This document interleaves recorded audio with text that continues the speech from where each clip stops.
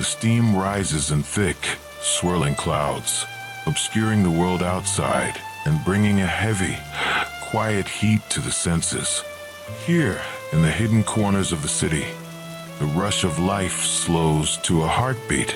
Welcome to this Sherlock Holmes sleep story, where the 221B Ambience follows us even into the deepest recesses of the archives. Stop listening as a guest. If you keep returning to our archives without joining the community, the fog will eventually close in, and you'll lose your way forever. Subscribe now, or don't complain when you can't find this sanctuary again. Now settle in, breathe slowly, and let us begin. "It can't hurt now," was Mr. Sherlock Holmes's comment when, for the 10th time in as many years, I asked his leave to reveal the following narrative. So it was that at last I obtained permission to put on record what was, in some ways, the supreme moment of my friend's career. This bedtime story begins in a place of quiet reflection, far from the bustling streets of Victorian London. Both Holmes and I had a weakness for the Turkish bath. It was over a smoke in the pleasant lassitude of the drying room that I have found him less reticent and more human than anywhere else. On the upper floor of the Northumberland Avenue establishment, there is an isolated corner where two couches lie side by side, and it was on these that we lay upon September 3rd, 1902, the day when my narrative begins. I had asked him whether anything was stirring, and for answer he had shot his long, thin, nervous arm out of the sheets which enveloped him and had drawn an envelope from the inside pocket of the coat which hung beside him. "It may be some fussy, self-important fool. It may be a matter of life or death," said he, as he handed me the note. "I know no more than this message tells me." It was from the Carlton Club and dated the evening before. This is what I read. "Sir James Damery presents his compliments to Mr. Sherlock Holmes and will call upon him at 4:30 tomorrow.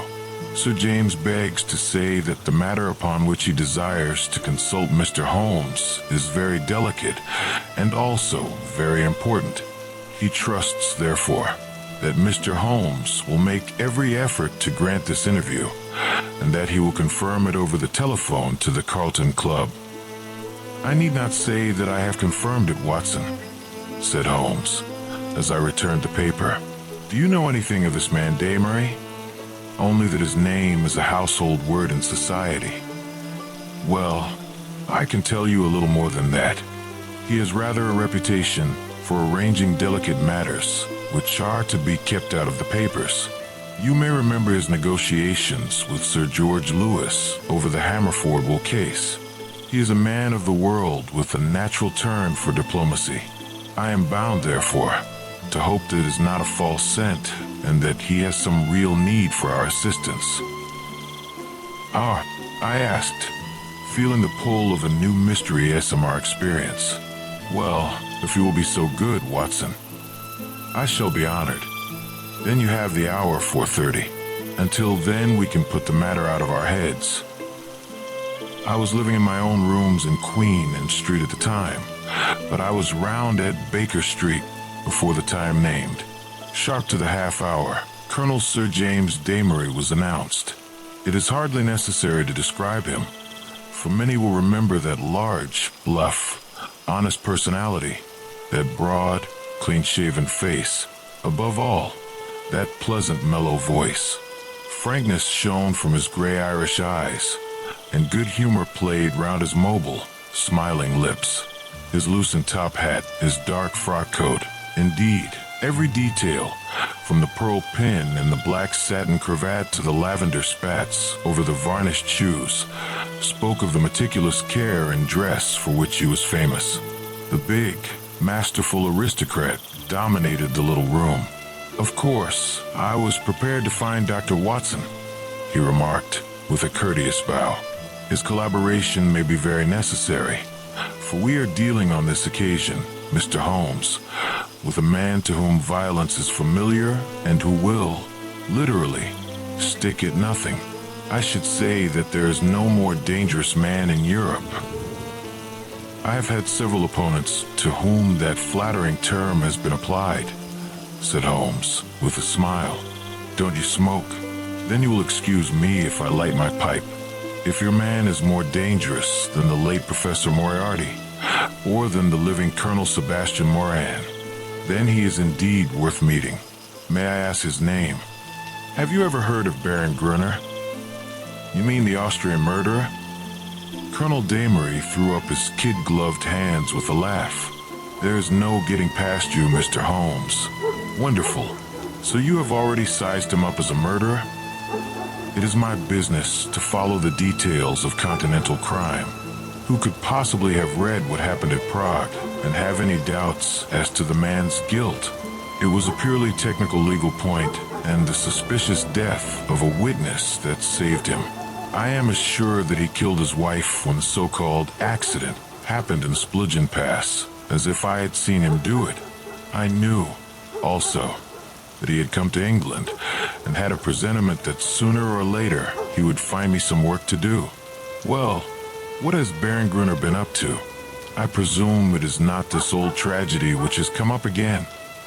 No, it is more serious than that. To revenge crime is important, but to prevent it is more so.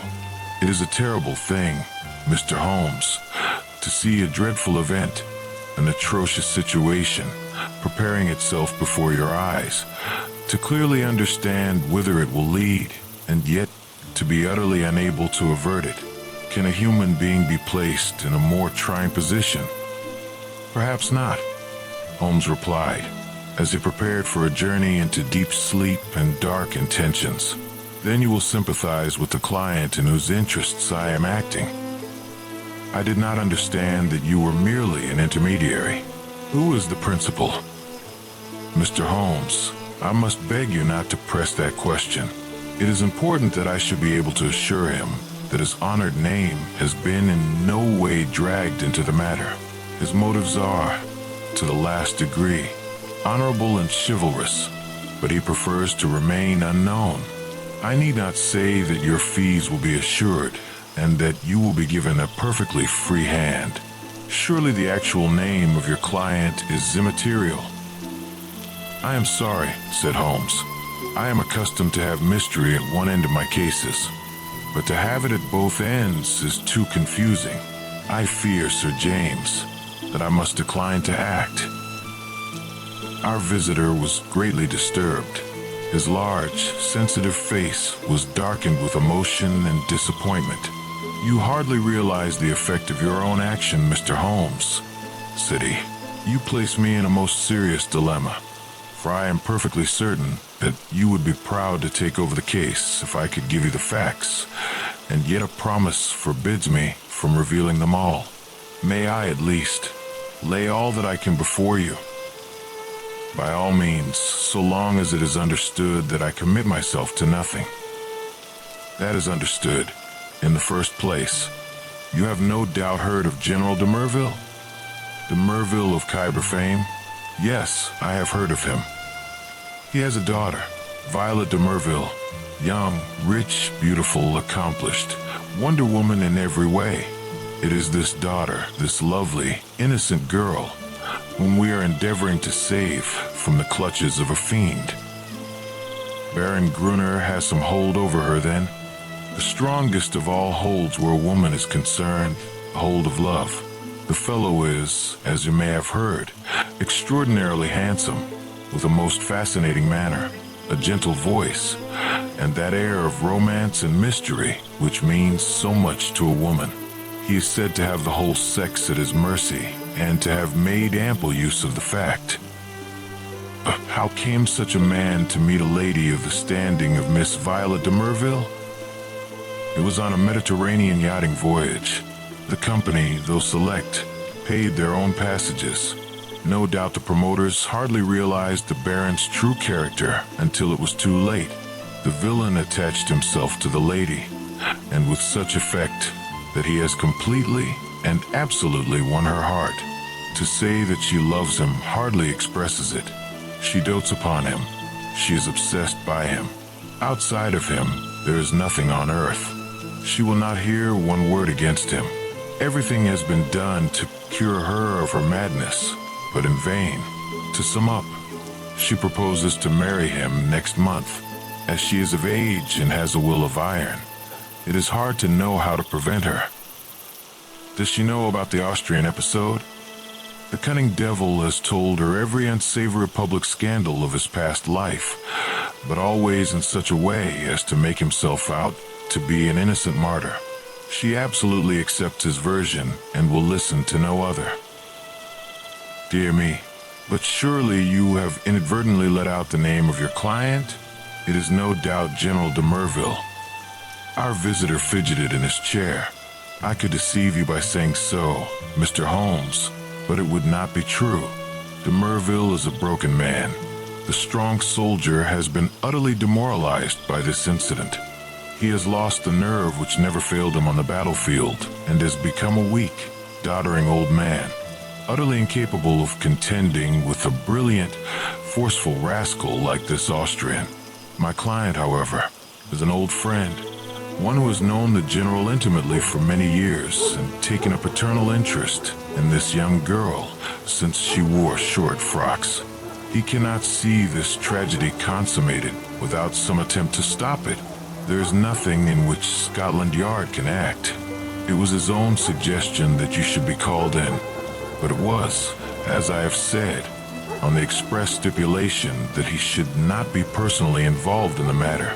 I have no doubt, Mr. Holmes, with your great powers, you could easily trace my client back through me. But I must ask you, as a point of honor, to refrain from doing so, and not to break in upon his incognito. Holmes gave a whimsical smile. I think I may safely promise that, said he. I may add that your problem interests me, and that I shall be prepared to look into it. How shall I keep in touch with you? The Carlton Club will find me, but in case of emergency, there is a private telephone call. XX.31. Holmes noted it down and sat, still smiling, with the open memorandum book upon his knee. The Baron's present address, please. Vernon Lodge, near Kingston. It is a large house. He has been fortunate in some rather shady speculations and is a rich man, which naturally makes him a more dangerous antagonist. Is he at home at present? Yes. Apart from what you have told me, can you give me any further information about the man? He has expensive tastes. He is a horse fancier. For a short time, he played polo at Hullingham, but then this Prague affair got noised about, and he had to leave. He collects books and pictures. He is a man with a considerable artistic side to his nature. He is, I believe, a recognized authority upon Chinese pottery, and has written a book upon the subject. A complex mind, said Holmes. All great criminals have that. My old friend Charlie Peace was a violin virtuoso. Wainwright was no mean artist. I could quote many more. Well, Sir James, you will inform your client that I am turning my mind upon Baron Gruner. I can say no more. I have some sources of information of my own, and dare say we may find some means of opening matter up. When our visitor had left us, Holmes sat so long in deep thought that it seemed to me that he had forgotten my presence. At last, however, he came briskly back to earth. Well, Watson, any views? He asked. I should think you had better see the young lady herself. My dear Watson, if her poor old broken father cannot move her, how shall I, a stranger, prevail? And yet, there is something in the suggestion, if all else fails. But I think we must begin from a different angle. I rather fancy that Shinwell Johnson might be a help. I have not had occasion to mention Shinwell Johnson in these memoirs because I have seldom drawn my cases from the latter phases of my friend's career. During the first years of the century, he became a valuable assistant. Johnson, I grieve to say, made his name first as a very dangerous villain and served 2 terms at Parkhurst. Finally, he repented and allied himself to Holmes, acting as his agent in the huge criminal underworld of London and obtaining information which often proved to be of vital importance. Had Johnson been a narc of the police, he would soon have been exposed. But as he dealt with cases, which never came directly into the courts, his activities were never realized by his companions. With the glamour of his 2 convictions upon him, he had the entree of every nightclub, doss house, and gambling den in the town, and his quick observation and active brain made him an ideal agent for gaining information. It was to him that Sherlock Holmes now proposed to turn as we ventured deeper into this mystery ASMR investigation. It was not possible for me to follow the immediate steps taken by my friend, for I had some pressing professional business of my own. But I met him by appointment that evening at Simpson's, where, sitting at a small table in the front window and looking down at the rushing stream of life in the Strand, he told me something of what had passed.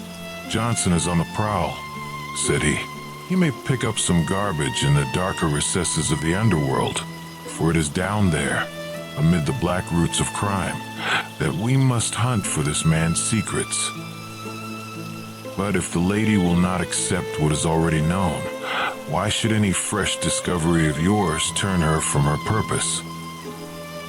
I asked, "Who knows, Watson? Woman's heart and mind are insoluble puzzles to the male. Murder might be condoned or explained, and yet some smaller offense might rankle. Baron Gruner remarked to me." "He remarked to you?" I cried in surprise. "Oh, to be sure. I had not told you of my plans." "Well, Watson, I love to come to close grips with my man. I like to meet him eye to eye and read for myself the stuff that he is made of."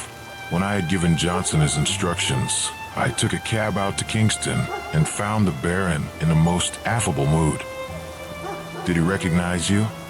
"There was no difficulty about that, for I simply sent him my card. He is an excellent antagonist, cool as ice, silky-voiced and soothing as one of your fashionable consultants, and poisonous as a cobra. He has breed in him a real aristocrat of crime, with a superficial suggestion of afternoon tea and all the cruelty of the grave behind it. Yes, I am glad to have had my attention called to Baron Adalbert Gruner." "You say he was affable?" "A purring cat who thinks he sees prospective mice. Some people's affability is more deadly than the violence of coarser souls. His greeting was characteristic. "I rather thought I should see you sooner or later, Mr. Holmes," said he. "You have been engaged, no doubt, by General de Merville to endeavor to stop my marriage with his daughter Violet. That is so, is it not?" I acquiesced. "My dear man," said he, "you will only ruin your own well-deserved reputation. It is not a case in which you can possibly succeed. You will have barren work, to say nothing of incurring some danger. Let me very strongly advise you to draw off at once." "It is curious," I answered, "but that was the very advice which I had intended to give you. I have a respect for your brains, Baron, and the little which I have seen of your personality has not lessened it. Let me put it to you as man to man. No one wants to rake up your past and make you unduly uncomfortable. It is over, and you are now in smooth waters. But if you persist in this marriage, you will raise up a swarm of powerful enemies who will never leave you alone until they have made England too hot to hold you. Is the game worth it? Surely you would be wiser if you left the lady alone. It would not be pleasant for you if these facts of your past were brought to her notice." The Baron has little wax tips of hair under his nose, like the short antennae of an insect. These quivered with amusement as he listened, and he finally broke into a gentle chuckle. "Excuse my amusement, Mr. Holmes," said he, "but it is really funny to see you trying to play a hand with no cards in it. I don't think anyone could do it better, but it is rather pathetic, all the same. Not a color card there, Mr. Holmes. Nothing but the smallest of the small. So you think. So I know. Let me make the thing clear to you. For my own hand is so strong that I can afford to show it. I have been fortunate enough to win the entire affection of this lady. This was given to me in spite of the fact that I told her very clearly of all the unhappy incidents in my past life. I also told her that certain wicked and designing persons, I hope you recognize yourself, would come to her and tell her these things, and I warned her how to treat them. You have heard of post-hypnotic suggestion, Mr. Holmes? Well, you will see how it works, for a man of personality can use hypnotism without any vulgar passes or tomfoolery. So she is ready for you and, I have no doubt, would give you an appointment, for she is quite amenable to her father's will, save only in the one little matter. Well, Watson, there seemed to be no more to say, so I took my leave with as much cold dignity as I could summon. But, as I had my hand on the door handle, he stopped me. "By the way, Mr. Holmes," said he, "did you know Lebrun, the French agent?" "Yes," said I. "Do you know what befell him?" "I heard that he was beaten by some Apaches in the Montmartre district and crippled for life." "Quite true, Mr. Holmes. By a curious coincidence, he had been inquiring into my affairs only a week before. Don't do it, Mr. Holmes. It's not a lucky thing to do. Several have found that out. My last word to you is, go your own way and let me go mine. Goodbye." So there you are, Watson. You are up to date now. "The fellow seems dangerous," I remarked, feeling the shadows of Victorian London lengthen around us.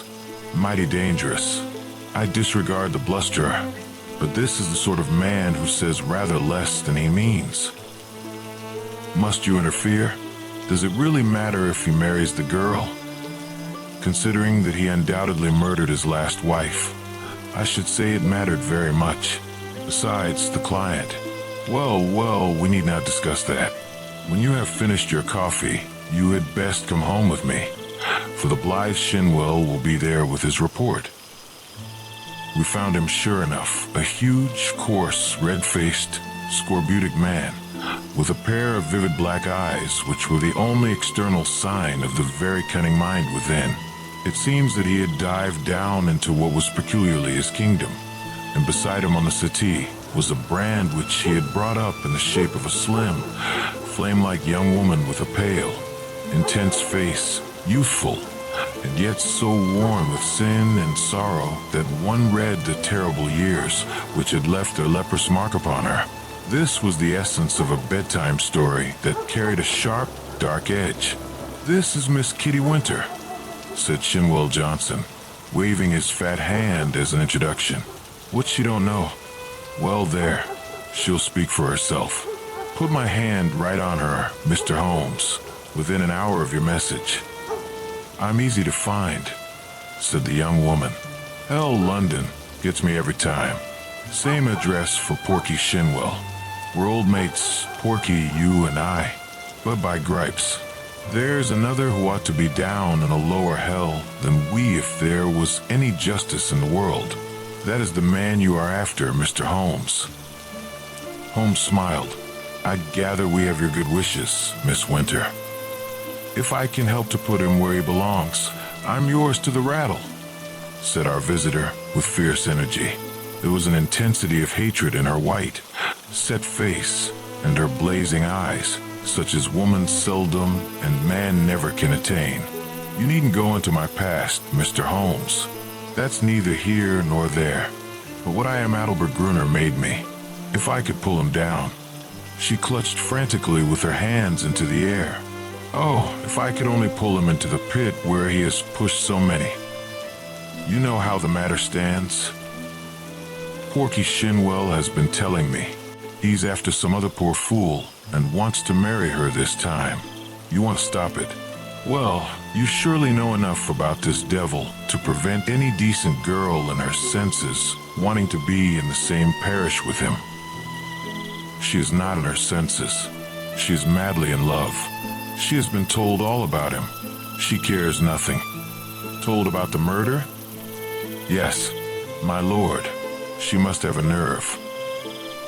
She puts them all down as slanders. Couldn't you lay proofs before her silly eyes? Well, can you help us do so? Ain't I a proof myself? If I stood before her and told her how he used me, would you do this? Would I? Would I not? Well, it might be worth trying, but he has told her most of his sins and had pardon from her, and I understand she will not reopen the question. I'll lay he didn't tell her all, said Miss Winter. I caught a glimpse of 1 or 2 murders besides the one that made such a fuss. He would speak of someone in his velvet way and then look at me with a steady eye and say, he died within a month. It wasn't hot air either, but I took little notice, you see. I loved him myself at that time. Whatever he did went with me, same as with this poor fool. There was just one thing that shook me. Yes, by gripes. If it had not been for his poisonous, lying tongue that explains and soothes, I'd have left him that very night. It's a book he has, a brown leather book with a lock, and his arms in gold on the outside. I think he was a bit drunk that night, or he would not have shown it to me. What was it then? I tell you, Mr. Holmes, this man collects women and takes a pride in his collection, as some men collect moths or butterflies. He had it all in that book. Snapshot photographs, names, details, everything about them. It was a beastly book, a book no man, even if he had come from the gutter, could have put together. But it was Adalbert Gruner's book all the same. Souls I have ruined. He could have put that on the outside if he had been so minded. However, that's neither here nor there, for the book would not serve you. And if it would, you can't get it. Where is it? How can I tell you where it is now? It's more than a year since I left him. I know where he kept it then. He's a precise, tidy cat of a man in many of his ways. So maybe it is still in the pigeonhole of the old bureau in the inner study. Do you know his house? I've been in the study, said Holmes. Have you though? You haven't been slow on the job if you only started this morning. Maybe dear Adalbert has met his match this time. The outer study is the one with the Chinese crockery in it. Big glass cupboard between the windows. Then behind his desk is the door that leads to the inner study. A small room where he keeps papers and things. Is he not afraid of burglars? Adalbert is no coward. His worst enemy couldn't say that of him. He can look after himself. There's a burglar alarm at night. Besides, what is there for a burglar? Unless they got away with all this fancy crockery. No good, said Shinwell Johnson, with the decided voice of the expert. No fence wants stuff of that sort that you can neither melt nor sell. Quite so, said Holmes. Well now, Miss Winter, if you would call here tomorrow evening at 5, I would consider in the meanwhile whether your suggestion of seeing this lady personally may not be arranged. I am exceedingly obliged to you for your cooperation. I need not say that my clients will consider liberally. None of that, Mr. Holmes, cried the young woman. I am not out for money. Let me see this man in the mud, and I've got all I worked for. In the mud with my foot on his cursed face. That's my price. I'm with you tomorrow or any other day so long as you are on his track. Porky here can tell you always where to find me. I did not see Holmes again until the following evening, when we dined once more at our Strand restaurant. He shrugged his shoulders when I asked him what luck he had had in his interview. Then he told the story, which I would repeat in this way. His hard, dry statement needs some little editing to soften it into the terms of real life. There was no difficulty at all about the appointment, said Holmes, for the girl glories in showing abject filial obedience and all secondary things in an attempt to atone for her flagrant breach of it in her engagement. The general phoned that all was ready, and the fiery Miss W. turned up according to schedule, so that at 5:30 a cab deposited us outside 104 Berkeley Square, where the old soldier resides, one of those awful gray London castles which would make a church seem frivolous. A footman showed us into a great yellow-curtained drawing room, and there was the lady awaiting us, demure, pale, self-contained, as inflexible and remote as a snow image on a mountain. I don't quite know how to make her clear to you, Watson. Perhaps you may meet her before we are through, and you can use your own gift of words.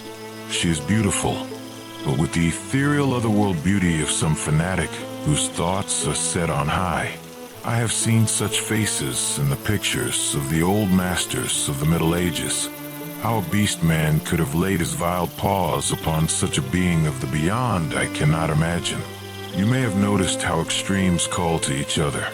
The spiritual to the animal, the caveman to the angel. You never saw a worse case than this. She knew what we had come for, of course. That villain had lost no time in poisoning her mind against us. Miss Winter's advent rather amazed her, I think, but she waved us into our respective chairs like a reverend abbess receiving two rather leprous mendicants. If your head is inclined to swell, my dear Watson, take a course of Miss Violet de Merville. Well, sir, said she, in a voice like the wind from an iceberg, your name is familiar to me.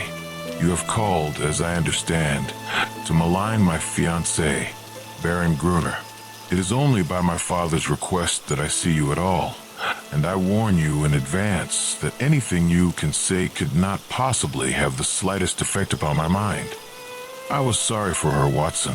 I thought of her for the moment, as I would have thought of a daughter of my own. I am not often eloquent. I use my head, not my heart. But I really did plead with her with all the warmth of words that I could find in my nature. I pictured to her the awful position of the woman who only wakes to a man's character after she is his wife, a woman who has to submit to be caressed by bloody hands and lecherous lips. I spared her nothing. The shame, the fear, the agony, the hopelessness of it all. All my hot words could not bring one tinge of color to those ivory cheeks or one gleam of emotion to those abstracted eyes. I thought of what the rascal had said about a post-hypnotic influence. One could really believe that she was living above the earth in some ecstatic dream. Yet there was nothing indefinite in her replies. I have listened to you with patience, Mr. Holmes, said she. The effect upon my mind is exactly as predicted. I am aware that Adelbert, that my fiancé, has had a stormy life in which he has incurred bitter hatreds and most unjust aspersions. You are only the last of a series who have brought their slanders before me. Possibly you mean well, though I learned that you are a paid agent who would have been equally willing to act for the Baron as against him. But in any case, I wish you to understand once for all that I love him and that he loves me, and that the opinion of all the world is no more to me than the twitter of those birds outside the window. If his noble nature has ever for an instant fallen, it may be that I have been specially sent to raise it to its true and lofty level. I am not clear. Here she turned her eyes upon my companion. Who this young lady may be. I was about to answer when the girl broke in like a whirlwind. If ever you saw flame and ice face to face, it was those two women. I'll tell you who I am, she cried, springing out of her chair, her mouth all twisted with passion. I am his last mistress. I am one of 100 that he has tempted and used and ruined and thrown into the refuse heap, as he will you also. Your refuse heap is more likely to be a grave, and maybe that's the best. I tell you, you foolish woman, if you marry this man, he'll be the death of you. It may be a broken heart, or it may be a broken neck, but he'll have you one way or the other. It's not out of love for you I'm speaking. I don't care a tinker's curse whether you live or die. It's out of hate for him and to spite him and to get back on him for what he did to me. But it's all the same, and you needn't look at me like that, my fine lady, for you may be lower than I am before you are through with it. I should prefer not to discuss such matters, said Mr. Merville coldly. Let me say once for all that I am aware of 3 passages in my fiancé's life in which he became entangled with designing women, and that I am assured of his hearty repentance for any evil that he may have done. 3 passages, screamed my companion. You fool, you unutterable fool. "Mr. Holmes, I beg that you will bring this interview to an end," said the icy voice. "I have obeyed my father's wish in seeing you, but I am not compelled to listen to the ravings of this person." With an oath, Miss Winter darted forward, and if I had not caught her wrist, she would have clutched this maddening woman by the hair. I dragged her towards the door, and was lucky to get her back into the cab without a public scene, for she was beside herself with rage. In a cold way, I felt pretty furious myself, Watson, for there was something indescribably annoying in the calm aloofness and supreme self-complacence of the woman whom we were trying to save. So now once again you know exactly how we stand, and it is clear that I must plan some fresh opening move, for this gambit won't work. I'll keep in touch with you, Watson, for it is more than likely that you will have your part to play, though it is just possible that the next move may lie with them rather than with us. And it did. Their blow fell, or his blow rather, for never could I believe that the lady was privy to it. I think I could show you the very paving stone upon which I stood when my eyes fell upon the placard, and a pang of horror passed through my very soul. It was between the Grand Hotel and Charing Cross Station, where a one-leg news vendor displayed his evening papers. The date was just 2 days after the last conversation. There, black upon yellow, was the terrible news sheet. Murderous attack upon Sherlock Holmes. I think I stood stunned for some moments. Then I have a confused recollection of snatching at paper, of the remonstrance of the man whom I had not paid, and finally, of standing in the doorway of a chemist's shop while I turned up the fateful paragraph. This was how it ran. "We learn with regret that Mr. Sherlock Holmes, the well-known private detective, was the victim this morning of a murderous assault which has left him in a precarious position. There are no exact details to hand, but the event seems to have occurred about 12 o'clock in Regent Street, outside the Café Royal. The attack was made by 2 men armed with sticks, and Mr. Holmes was beaten about the head and body, receiving injuries which the doctors describe as most serious. He was carried to Charing Cross Hospital, and afterwards insisted upon being taken to his rooms in Baker Street. The miscreants who attacked him appear to have been respectably dressed men, who escaped from the bystanders by passing through the Café Royal and out into Glasshouse Street behind it. No doubt they belonged to that criminal fraternity which has so often had occasion to bewail the activity and ingenuity of the injured man. Tonight, the choice is yours. Subscribe and secure your nightly escape into mystery, or stay a stranger and risk being locked out when the archives truly darken. Don't just listen, belong. Now back to our story. I need not say that my eyes had hardly glanced over the paragraph before I had sprung into a hansom and was on my way to Baker Street.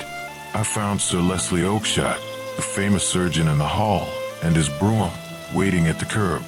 "No immediate danger," was his report. 2 lacerated scalp wounds and some considerable bruises. Several stitches have been necessary. Morphine has been injected and quiet is essential, but an interview of a few minutes would not be absolutely forbidden.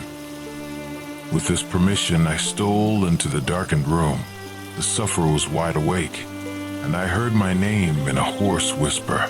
The blind was 3/4 down, but one ray of sunlight slanted through and struck the bandaged head of the injured man. A crimson patch had soaked through the white linen compress. I sat beside him and bent my head toward him in the deep quiet of our sanctuary. "All right, Watson, don't look so scared," he muttered in a very weak voice. "It's not as bad as it seems." Thank God for that. I'm a bit of a single-stick expert, as you know. I took most of them on my guard. It was the second man that was too much for me. "What can I do, Holmes?" "Of course. It was that damned fellow who set them on. I'll go and thrash the hide off him if you give the word."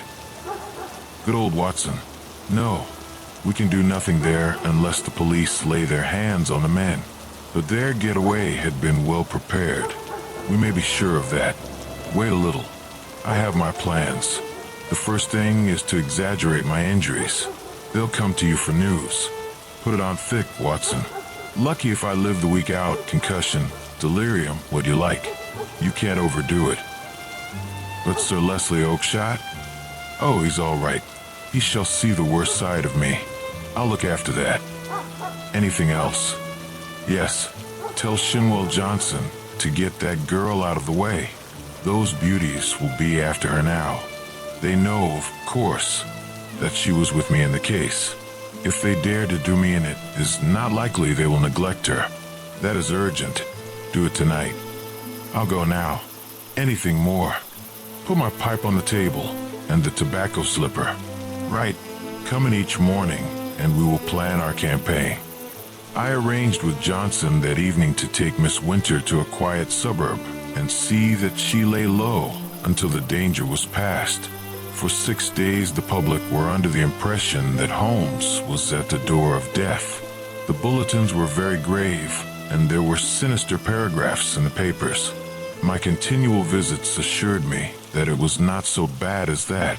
His wiry constitution and his determined will were working wonders. He was recovering fast, and I had suspicions at times that he was really finding himself faster than he pretended, even to me. There was a curious secretive streak in the man which led to many dramatic effects, but left even his closest friend guessing as to what his exact plans might be. He pushed to an extreme the axiom that the only safe plotter was he who plotted alone. I was nearer him than anyone else, and yet I was always conscious of the gap between. On the 7th day the stitches were taken out, in spite of which there was a report of erysipelas in the evening papers. The same evening papers had an announcement which I was bound, sick or well, to carry to my friend. It was simply that among the passengers on the Cunard boat Ruritania, starting from Liverpool on Friday, was the Baron Adelbert Gruner, who had some important financial business to settle in the States before his impending wedding to Miss Viola de Merville, only daughter of, etc., etc. Holmes listened to the news with a cold, concentrated look upon his pale face, which told me that it hit him hard. "Friday," he cried. "Only 3 clear days. I believe the rascal wants to put himself out of danger's way. But he won't, Watson. By the Lord Harry, he won't. Now, Watson, I want you to do something for me. I am here to be used, Holmes." "Well then, spend the next 24 hours in an intensive study of Chinese pottery." He gave no explanations, and I asked for none. By long experience, I had learned the wisdom of obedience. But when I had left his room, I walked down Baker Street, revolving in my head how on earth I was to carry out so strange an order. Finally, I drove to the London Library in St. James's Square, put the matter to my friend Lomax, the sub-librarian, and departed to my rooms with a goodly volume under my arm. It was a preparation for the next stage of our journey toward deep sleep and discovery. It is said that the barrister who crams up a case with such care that he can examine an expert witness upon the Monday has forgotten all his forced knowledge before the Saturday.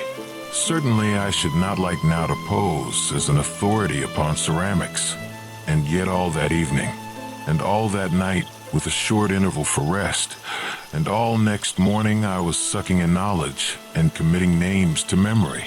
There I learned of the hallmarks of the great artist-decorators, of the mystery of cyclical dates, the marks of the Hongwu and the beauties of the Yanglo, the writings of Tang Ying, and the glories of the primitive period of the Song and the Yuan. I was charged with all this information when I called upon Holmes next evening.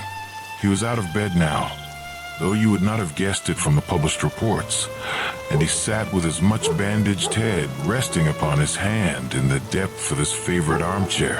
"Why, Holmes," I said, "if one believed the papers, you are dying." "That," said he, "is the very impression which I intended to convey. And now, Watson, have you learned your lessons? At least I have tried to." "Good. You could keep up an intelligent conversation on the subject." "I believe I could." Then hand me that little box from the mantelpiece. He opened the lid and took out a small object most carefully wrapped in some fine Eastern silk. This he unfolded and disclosed a delicate little saucer of the most beautiful deep blue color. It needs careful handling, Watson. This is the real eggshell pottery of the Ming dynasty. No finer piece ever passed through Christie's. A complete set of this would be worth a king's ransom. In fact, it is doubtful if there is a complete set outside the Imperial Palace of Peking. The sight of this would drive a real connoisseur wild. Holmes handed me a card upon which was printed, Dr. Hill Barton, 369, Half Moon Street. That is your name for the evening, Watson. You will call upon Baron Gruner. I know something of his habits, and at 8:30 he would probably be disengaged. A note will tell him in advance that you are about to call, and you will say that you are bringing him a specimen of an absolutely unique set of Ming china. You may as well be a medical man, since that is a part which you can play without duplicity. You are a collector. This set has come your way.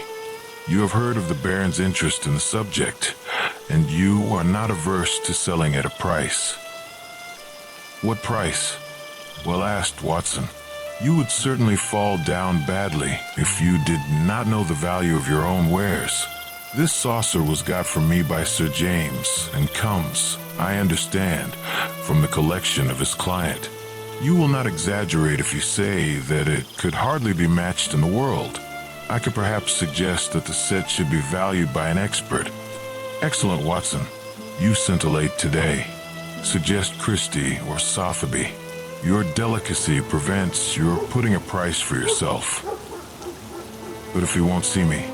Oh yes, he will see you. He has the collection mania in its most acute form, and especially on this subject, on which he is an acknowledged authority. Sit down, Watson, and I will dictate the letter. No answer needed. You will merely say that you are coming and why. It was an admirable document, short, courteous, and stimulating to the curiosity of the connoisseur.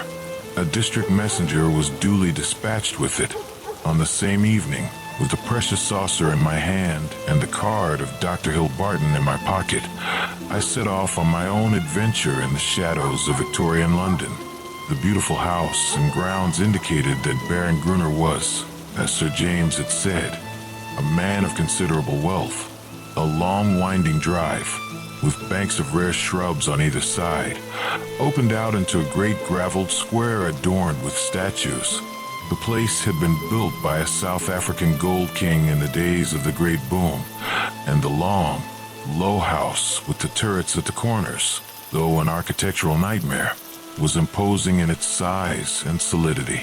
A butler who would have adorned a bench of bishops showed me in, and handed me over to a plush-clad footman, who ushered me into the Baron's presence. He was standing at the open front of a great case which stood between the windows, and which contained part of his Chinese collection. He turned as I entered with a small brown vase in his hand. "Pray sit down, Doctor," said he. I was looking over my own treasures and wondering whether I could really afford to add to them. This little Tang specimen, which dates from the 7th century, would probably interest you. I am sure you never saw finer workmanship or a richer glaze. Have you the Ming saucer with you of which you spoke? I carefully unpacked it and handed it to him. He seated himself at his desk, pulled over the lamp, for it was growing dark, and set himself to examine it. As he did so, the yellow light beat upon his own features, and I was able to study them at my ease. He was certainly a remarkably handsome man. His European reputation for beauty was fully deserved. In figure, he was not more than of middle size, but was built upon graceful and active lines. His face was swarthy, almost oriental, with large, dark, languorous eyes which might easily hold an irresistible fascination for women. His hair and mustache were raven black, the latter short, pointed, and carefully waxed. His features were regular and pleasing, save only his straight, thin-lipped mouth. If ever I saw a murderer's mouth, it was there, a cruel, hard gash in the face, compressed, inexorable, and terrible. He was ill-advised to train his mustache away from it, for it was nature's danger signal, set as a warning to his victims. His voice was engaging and his manners perfect. In age, I should have put him at little over 30, though his record afterwards showed that he was 42. Very fine indeed, he said at last. And you say you have a set of 6 to correspond. What puzzles me is that I should not have heard of such magnificent specimens. I only know of one in England to match this, and it is certainly not likely to be in the market. Would it be indiscreet if I were to ask you, Dr. Hilbarton, how you obtained this? Does it really matter? I asked, with as careless an air as I could muster. You can see that the piece is genuine, and as to the value, I am content to take an expert's valuation. Very mysterious, said he, with a quick, suspicious flash of his dark eyes. In dealing with objects of such value, one naturally wishes to know all about the transaction. That the piece is genuine is certain. I have no doubts at all about that. But suppose I am bound to take every possibility into account, that it should prove afterwards that you had no right to sell. I would guarantee you against any claim of the sort. That, of course, would open up the question as to what your guarantee was worth. My bankers would answer that.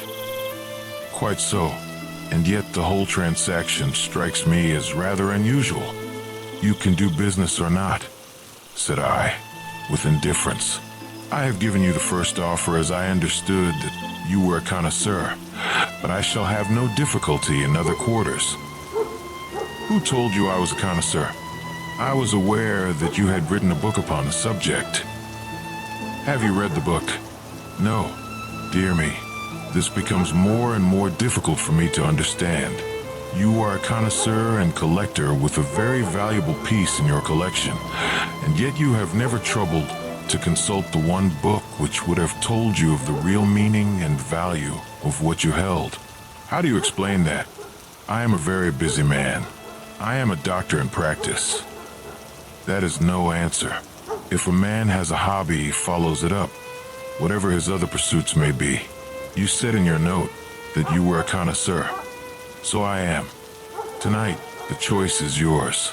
Subscribe and secure your nightly escape into mystery, or stay a stranger and risk being locked out when the archives truly darken. Don't just listen, belong. Now back to our story as we seek the path to deep sleep. Might I ask you a few questions to test you? I am obliged to tell you, Doctor, if you are indeed a doctor, that the incident becomes more and more suspicious. I would ask you, what do you know of the Emperor Shomu, and how do you associate him with the Shoso near Nara? Dear me, does that puzzle you? Tell me a little about the Northern Wei dynasty and its place in the history of ceramics. I sprang from my chair in simulated anger. This is intolerable, sir, said I. I came here to do you a favor, and not to be examined as if I were a schoolboy.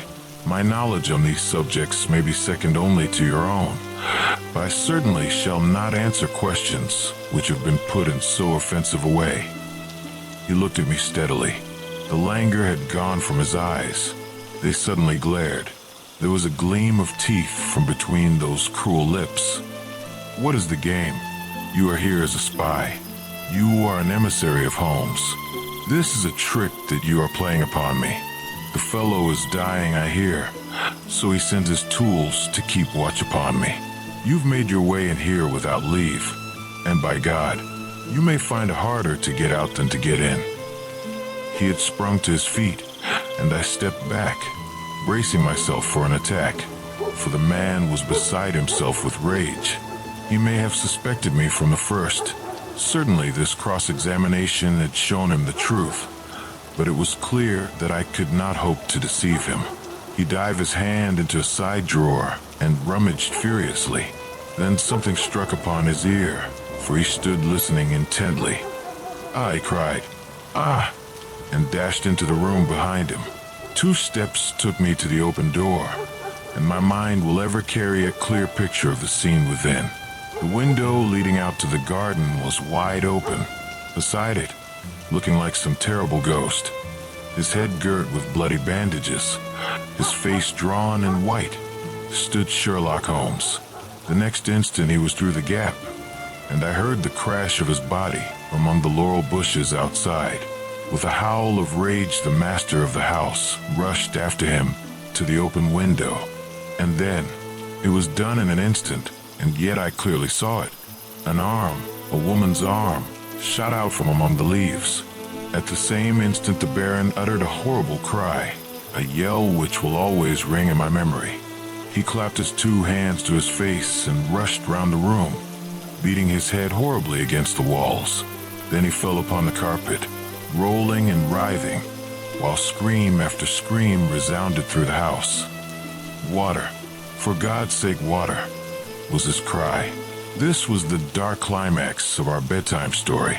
I seized a carafe from a side table and rushed to his aid. At the same moment, the butler and several footmen ran in from the hall. I remember that one of them fainted as I knelt by the injured man and turned that awful face to the light of the lamp. The vitriol was eating into it everywhere and dripping from the ears and the chin. One eye was already white and glazed. The other was red and inflamed. The features which I had admired a few minutes before were now like some beautiful painting over which the artist has passed a wet and foul sponge. They were blurred, discolored, inhuman, terrible. In a few words I explained exactly what had occurred, so far as the vitriol attack was concerned. Some had climbed through the window, and others had rushed out onto the lawn. But it was dark, and it had begun to rain.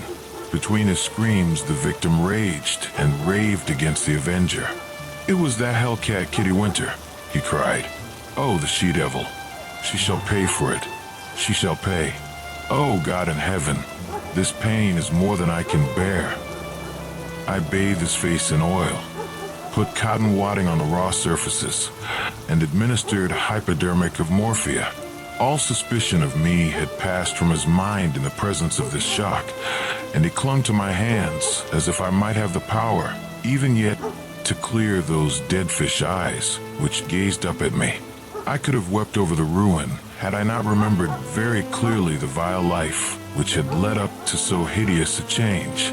It was loathsome to feel the pawing of his burning hands, and I was relieved when his family surgeon, closely followed by a specialist, came to relieve me of my charge. An inspector of police had also arrived, and to him I handed my real card. It would have been useless as well as foolish to do otherwise, for I was nearly as well known by sight at the yard as Holmes himself. Then I left that house of gloom and terror. Within an hour I was at Baker Street, for some mystery as to my reflection. Holmes was seated in his familiar chair, looking very pale and exhausted. Apart from his injuries, even his iron nerves had been shocked by the events of the evening, and he listened with horror to my account of the Baron's transformation. "The wages of sin, Watson, the wages of sin," said he. "Sooner or later it will always come. God knows, there was sin enough," he added, taking up a brown volume from the table. "Here is the book the woman talked of. If this will not break off the marriage, nothing ever could. But it will, Watson. It must. No self-respecting woman could stand it. It is his love diary, or his lust diary. Call it what you will. The moment the woman told us of it, I realized what a tremendous weapon was there, if we could but lay our hands on it. I said nothing at the time to indicate my thoughts, for this woman might have given it away, but I brooded over it. Then this assault upon me gave me the chance of letting the Baron think that no precautions need be taken against me. That was all to the good. I would have waited a little longer, but his visit to America forced my hand. He would never have left so compromising a document behind him. Therefore we had to act at once. Burglary at night is impossible. He takes precautions. But there was a chance in the evening if I could only be sure that his attention was engaged. That was where you and your blue saucer came in.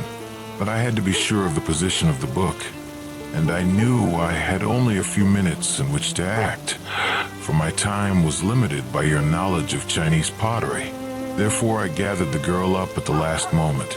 How could I guess what the little packet was that she carried so carefully under her cloak? I thought she had come altogether on my business, but it seems she had some of her own. He guessed I came from you. I feared he would, but you held him in play just long enough for me to get the book, though not long enough for an unobserved escape. Ah, Sir James, I am very glad you have come. Our courtly friend had appeared in answer to a previous summons. He listened with the deepest attention to Holmes's account of what had occurred. "You have done wonders, he cried, when he had heard the narrative. "But if these injuries are as terrible as Dr. Watson describes, then surely our purpose of thwarting the marriage is sufficiently gained without the use of this horrible book." Holmes shook his head. Women of the de Merville type do not act like that. She would love him the more as a disfigured martyr. No, it is his moral side, not his physical, which we have to destroy. That book will bring her back to earth, and I know nothing else that could. It is in his own writing. She cannot get past it. Sir James carried away both it and the precious saucer. As I was myself overdue, I went down with him into the street. A brougham was waiting for him. He sprang in, gave a hurried order to the cockaded coachman, and drove swiftly away. He flung his overcoat half out of the window to cover the armorial bearings upon the panel, but I had seen them in the glare of our fanlight none less. I gasped with surprise. Then I turned back and ascended the stair to Holmes's room. "I have found out who our client is," I cried, bursting with my great news. "Why, Holmes, it is a loyal friend and a chivalrous gentleman," said Holmes, holding up a restraining hand. "Let that now and forever be enough for us. I do not know how the incriminating book was used. Sir James may have managed it, or it is more probable that so delicate a task was entrusted to the young lady's father. The effect, at any rate, was all that could be desired. 3 days later appeared a paragraph in the Morning Post to say that the marriage between Baron Adelbert Gruner and Miss Viola de Merville would not take place. The same paper had the first police court hearing of the proceedings against Miss Kitty Winter on the grave charge of vitriol throwing. Such extenuating circumstances came out in the trial that the sentence, as will be remembered, was the lowest that was possible for such an offense. Sherlock Holmes was threatened with a prosecution for burglary. But when an object is good and the client is sufficiently illustrious, even the rigid British law becomes human and elastic. My friend has not yet stood in the dock. As the last embers of the fire fade, our journey through this Sherlock Holmes mystery ends here. We hope this deep sleep story and the quiet echoes of Victorian London brought you the rest you deserve. If you enjoyed this atmosphere, please leave a like. If not, leave a dislike. Your feedback helps us refine our archives. Subscribe to join our sanctuary. Prepare yourself for our next archive, where an even darker, more chilling case awaits. The mystery is solved, and the fire in the hearth dims. Sleep well. This has been a production of Midnight Archives.